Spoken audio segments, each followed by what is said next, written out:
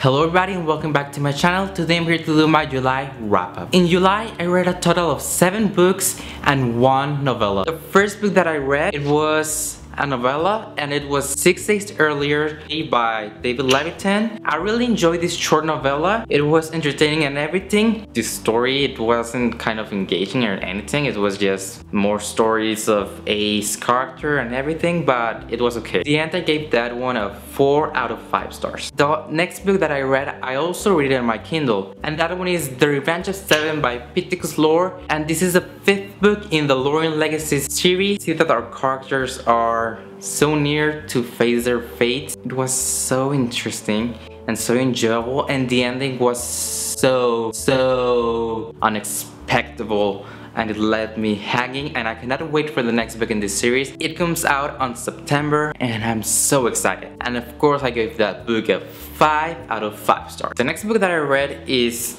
The Princess Mist by Carlos Ruiz Zafón. I got a book review on this book, so you can go ahead and check it out, but that book review is in Spanish, so I'm gonna tell you what this book is about. So this book is kind of a mystery, and it's about this boy who moves out of town into a beach house, and there's a lot of mysteries in this beach house that he kind of has to figure out.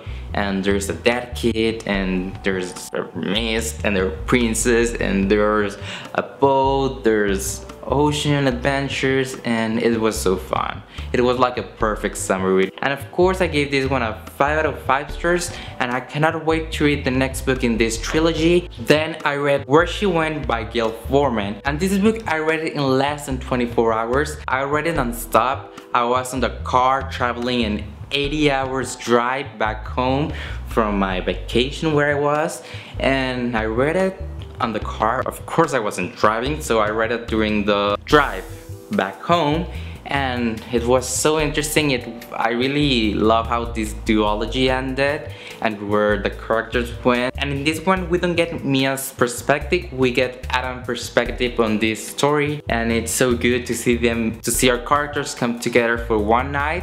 And all this book is about that one night 3 years later. I really love this book, so of course I gave it a 5 out of 5 stars. Then I read Reality Boy by Ace King, and this book was great. It was a contemporary story that it wasn't romance or anything, it was just contemporary. It was kind of funny, and it was about this boy who at his young age, he was in a reality show, and he crapped and did shit in all around her house, in the table, on her mom's high heels, on her sister toys, and it was pretty comedic, but sometimes it really got into the serious point. So when the book needed to be serious, it was like very serious and very profound, but the book has its comedy relief, a lot of comedy relief, and it was kind of very entertaining. And in the end I gave Reality Boy a 5 out of 5 stars. Then I read The Raft by S.A. Budin, and this book, it was great. I got a book review on it, so you can go ahead and check it out. So I'm not gonna waste more of your time. If you want to know more about this book, you can check that review.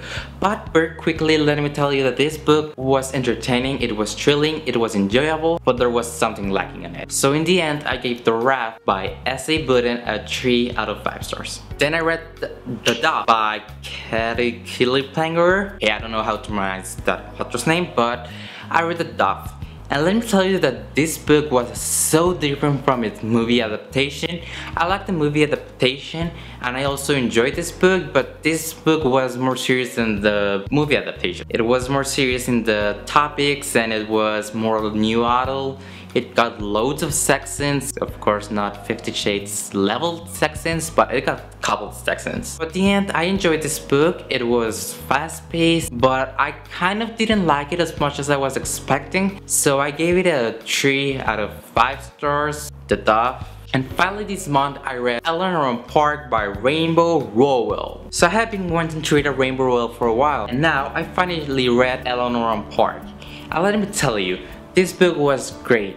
The characters were real and everything, and the story was entertaining, and it was something kind of different from contemporary romances. The book changes perspective from Eleanor on Park, but it's already in third person, so I don't see why they had to divide the book between Eleanor's chapters and part chapters because it was reading in third person. So in the end, I will give it a 4 out of 5 stars. If this book had been writing in first person narration and it will change to perspective the same way, I will have given it a higher rating. This plus the other ebooks were the book that I managed to read this month, and I'm pretty proud that I read this amount of books because I have never done this before. It's just a ridiculously long amount of books that I managed to read this month, and traveling really helped me to accomplish to read more books, and that was great. So yeah, I'm gonna do probably an August TBR, and I'm gonna post the same day as this wrap up, so you can go ahead and check it out, and you're gonna see me in the next chapter. So for now, goodbye, and I hope you enjoyed this video. For now, goodbye.